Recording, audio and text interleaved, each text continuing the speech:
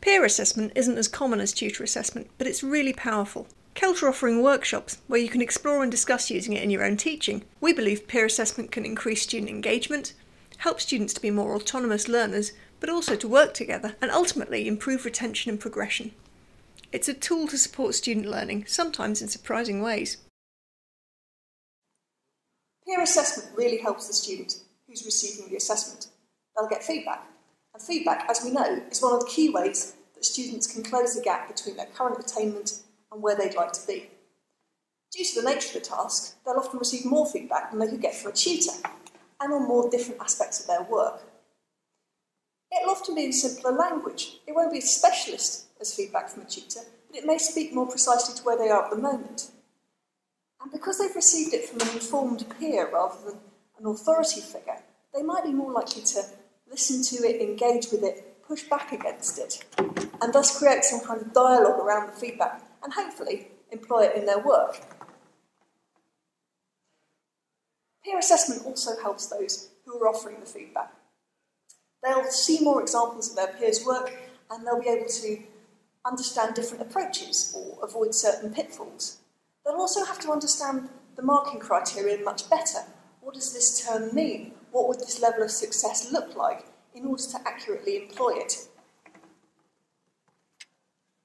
This allows them to produce work that is more likely to be suitable in the future and kind of self-monitor and self-evaluate. Peer assessment isn't a solution for everything, and there are some associated concerns. Staff often worry, is it reliable? Are the students skilled and informed enough to make a judgment?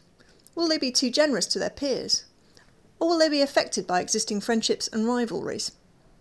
And there's also the worry that viewing other students' work may lead to plagiarism.